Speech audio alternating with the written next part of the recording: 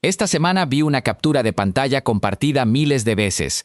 Prometía que una tarjeta gráfica vieja, de $329, podía correr un modelo de lenguaje de última generación, a toda velocidad, con una ventana de contexto gigante. Nadie la verificó. Miles de comentarios, cero calculadoras. Así que yo agarré una, especificaciones técnicas, ancho de banda de memoria, el archivo de configuración del modelo, línea por línea. 4 números en esa captura. Voy a revisar los 4, uno por uno, con las cuentas a la vista. Al final vas a saber exactamente cuáles puedes creer y cuáles no. Spoiler, solo 2 sobreviven intactos. Vamos por partes. ¿Por qué esto importa más de lo que parece? Antes de entrar en los números, una pregunta más grande. Cada semana circula una captura distinta con una tarjeta gráfica barata y un modelo enorme corriendo perfecto sobre ella. La comunidad las comparte, las celebra y rara vez alguien vuelve a revisarlas con calma. El problema no es que la gente mienta a propósito. El problema es que una cifra de tokens por segundo, puesta junto al tamaño de la ventana de contexto, parece contar toda la historia cuando en realidad solo mide una cosa muy concreta: cuánta memoria alguien estuvo dispuesto a comprar. No mide si el modelo sigue pensando bien al final de esa memoria. Esa confusión es la que vamos a desarmar hoy, usando un caso real. El modelo, ¿qué es Ornit 1.5? Se llama Ornit 1.5. Salió el 18 de agosto en un repositorio público, con licencia MIT. Los pesos son tuyos, sin costo por token, sin letra pequeña. Viene en 3 tamaños. El más chico tiene 9.000 millones de parámetros. El mediano, que es del que habla la captura viral, tiene 35.000 millones de parámetros en una arquitectura de mezcla de expertos. Y el grande llega a 397.000 millones. La parte interesante no es el tamaño, es cómo se entrenó. Según el propio equipo, no le dieron al modelo una lista fija de ejercicios escritos por humanos. En cambio, el sistema propone sus propias tareas, cada vez más difíciles, construye la estructura para resolverlas, instrucciones, herramientas, pasos, y después la ejecuta. La recompensa de haber resuelto bien una tarea se reparte hacia atrás, mejorando las etapas anteriores del proceso. Suena elegante. También suena, hay que decirlo, a la clase de párrafo que dispara alarmas en cualquier foro técnico. Alguien comentó que la descripción sonaba a discurso de premio, todo promesa y ninguna cifra verificable. No es del todo injusto. En el fondo, sigue siendo un ajuste fino sobre un modelo base ya existente, algo que el propio equipo no oculta. El archivo de configuración nombra ese modelo base directamente, y lo incluyen en su propia tabla comparativa. Eso, al menos, es más transparente que la mayoría. De esos 35.000 millones de parámetros totales, solo unos 3.000 millones trabajan en cada palabra que el modelo genera. Tiene 256 expertos internos y apenas 8 se activan por token. Pagas almacenamiento por 36.000 millones. Pagas velocidad por solo 3.000 millones. Guarda esa proporción, porque en un momento se convierte en la explicación completa de por qué esto cabe en una tarjeta de escritorio. Los 4 números que estamos verificando, aquí está la captura, resumida. En una RTX 4090, 155 tokens por segundo de generación. En una tarjeta completamente distinta, una RTX 3060, 12 GB de video, 16 de memoria del sistema, lanzada en febrero de 2021 a $329, el modelo entrega 53 tokens por segundo de salida y procesa 900 tokens por segundo de entrada, con una ventana de contexto de 170.000 tokens. 4 números. Cada uno se puede comprobar con aritmética, no con opiniones de foro. Empecemos por el que más miedo da. ¿Realmente cabe? Número 1. ¿Cabe el modelo en la tarjeta? La versión comprimida de este modelo, en el formato que casi todo el mundo usa para correrlo en casa, pesa 21 GB con 71 centésimas. En precisión completa, sin comprimir, pesa 71 GB. Una RTX 4090 trae 24 GB de memoria de video.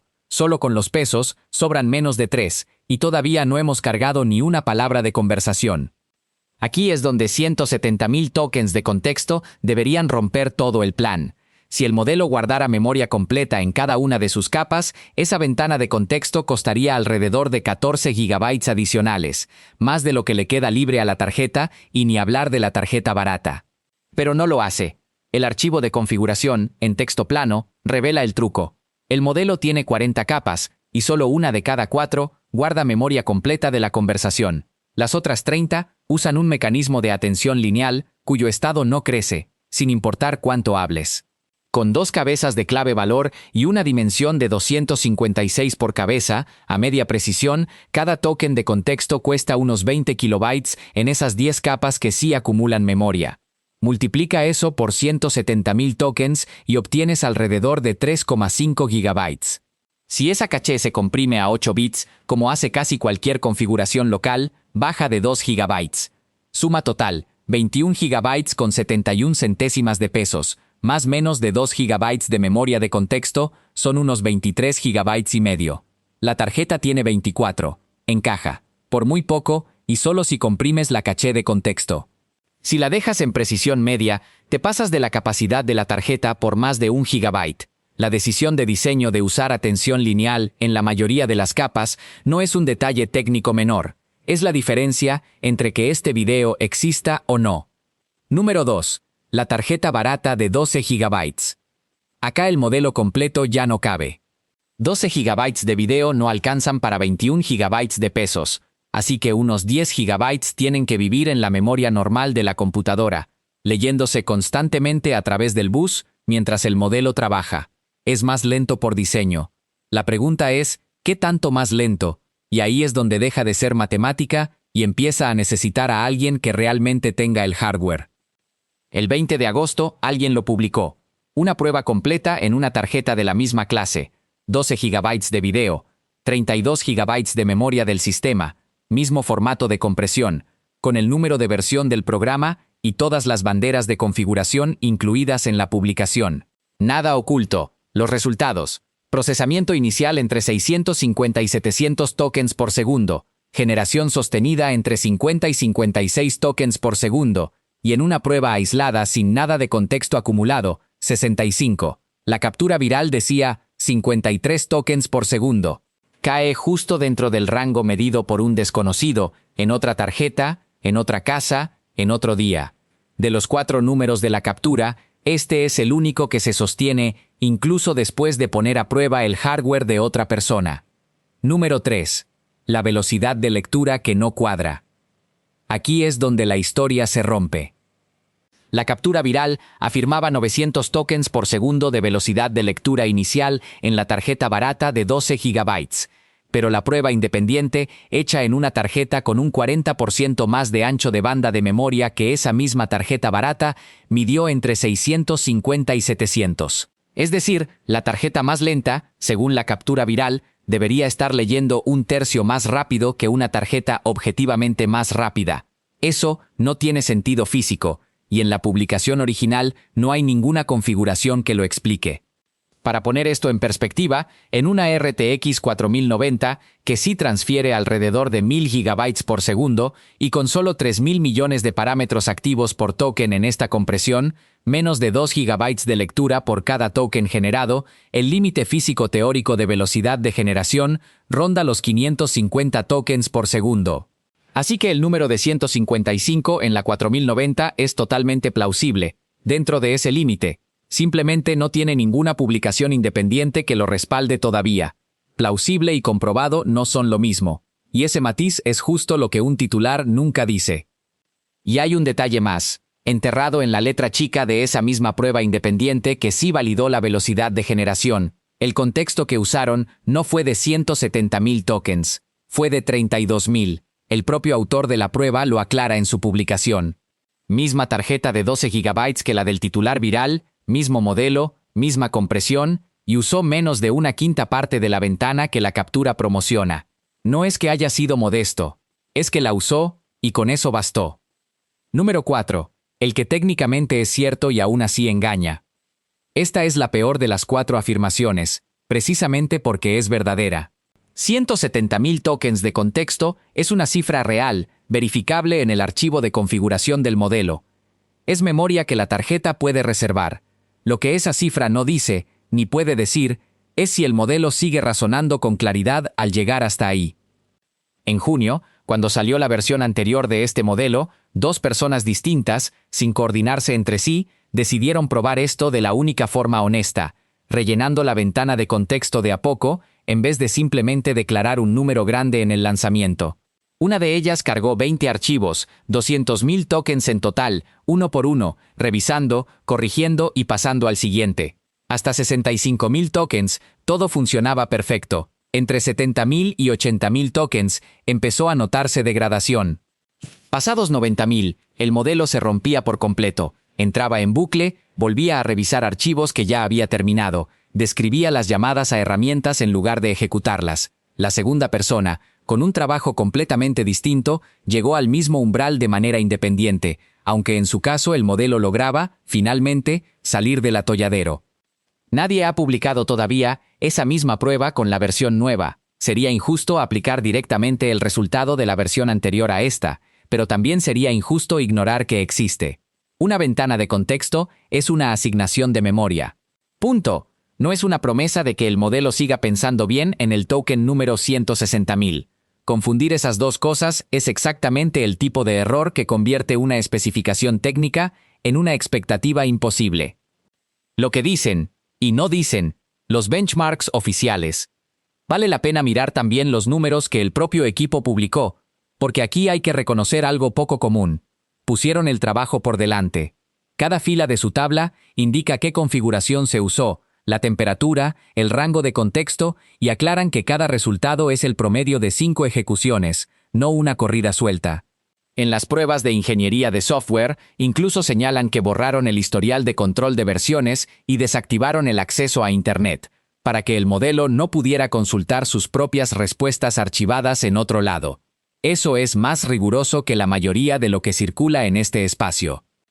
Las cifras en sí son buenas, 67,8 en una configuración de un benchmark de terminal, 68,5 en otra configuración del mismo benchmark, 79 en una prueba de ingeniería de software verificada, 59,6 en la versión más exigente de esa misma prueba. Comparado contra el modelo base sobre el que se construyó, son mejoras amplias, sin necesidad de redondear a favor, pero sigue siendo, en su totalidad, una medición hecha por quien tiene interés en que se vea bien. Y hay un dato que conviene revisar por cuenta propia. El sitio que mantiene el ranking público de ese benchmark de terminal, al 20 de agosto, no tiene ninguna fila para este modelo, ni para la versión nueva, ni para la anterior. 0 apariciones en la tabla independiente. El detalle que nadie menciona, la configuración de fábrica falla. Aquí hay algo que ninguna captura viral va a mostrarte. Un probador independiente corrió 12 pruebas distintas, 5 veces cada una, usando la configuración que el modelo trae activada por defecto al descargarlo. El resultado, rechazó 8 de las 12 pruebas. No falló, directamente se negó a completarlas. La causa resultó ser aburridamente simple.